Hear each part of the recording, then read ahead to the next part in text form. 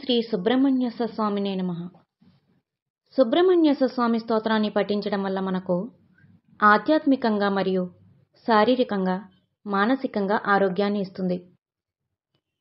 స్వామివారి స్తోత్రాన్ని పఠించడం వల్ల దుష్ట శక్తుల నుండి రక్షిస్తుంది, కష్టాలను, బాధలను దూరం చేస్తుంది, శాంతిని ప్రసాదిస్తుంది.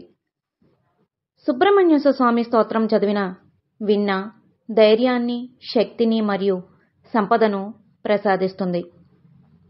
కుటుంబ సంబంధాలు మెరుగుపడతాయి. ప్రతిరోజు పఠించడం వల్ల చాలా మంచి ఫలితాలు కలుగుతాయి. అంతేకాకుండా నాగదోషాలు, కుజదోషాలు, కాలసర్పదోషాలు ఏమైనా ఉన్నా కూడా అడ్డంకులు పోతాయి. నమస్తే నమస్తే గుహతారకరే, నమస్తే నమస్తే గుహశక్తిపాణి, నమస్తే నమస్తే గుహదివ్యమూర్తే, క్షమస్వ క్షమస్వ సమస్తాపరాధం.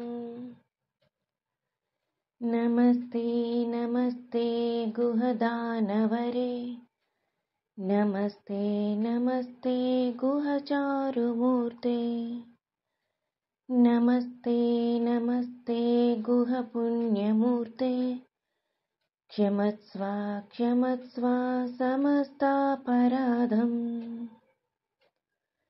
నమస్తే నమస్తే మహేశాత్మపుత్ర, నమస్తే నమస్తే మయూరాసనస్థ, నమస్తే నమస్తే సర్వోర్భూతదేవ, క్షమస్వ క్షమస్వ సమస్తాపరాధం.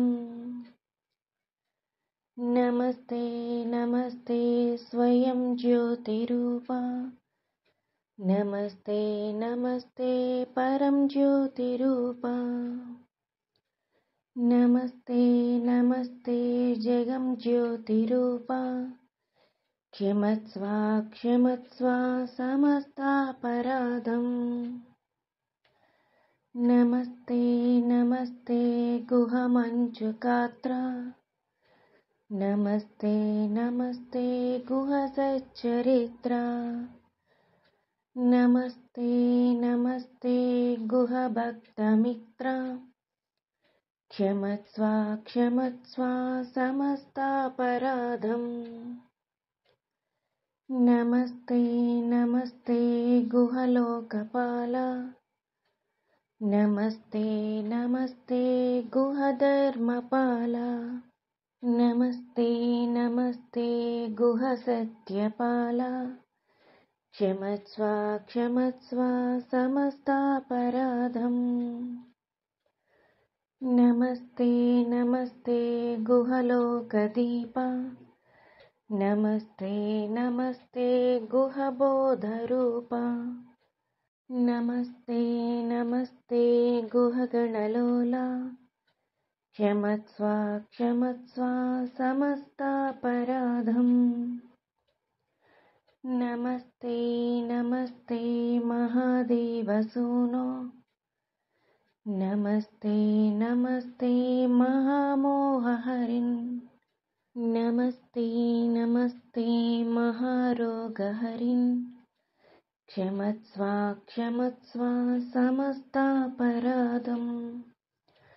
క్షమస్వ క్షమస్వ సమస్తాపరాధం. నా వీడియో కనుక మీకు నచ్చినట్లయితే లైక్ చేయండి, షేర్ చేయండి, సబ్స్క్రైబ్ చేయండి.